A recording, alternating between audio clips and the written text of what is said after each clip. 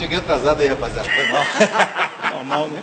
Ele, Lelê do Cavaco, vai fazer o que dia 7 de janeiro de 2017, mano? Dia 7 de janeiro eu tenho um compromisso seríssimo. Já marquei na minha agenda a partir das 14 horas. Samba aqui no Prazeres da Roça. Vai estar comigo, Thiago? Lógico, Pretinho. Tô contigo e com a minha rapaziada todinha aqui, né não?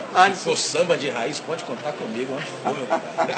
Vai ter uma cervejinha gelada pra rapaziada. Dose dupla, meu Tirar gosto top. Pô, Dupla de cerveja.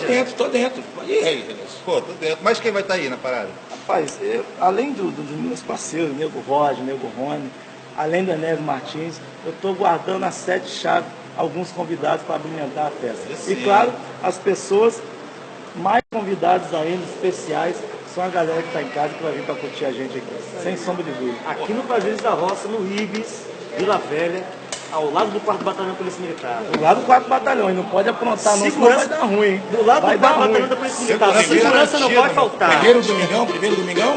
Isso aí. Dá o tom aí, Lelê. Vai ser nessa pegada.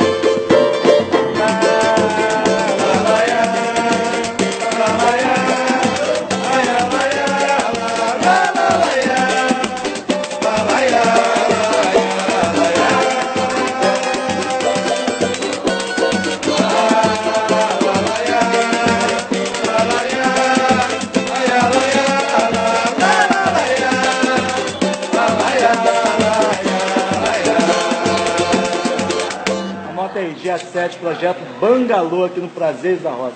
14 horas, hein? Pede não, hein? Show de administração. Chegar. Fechou.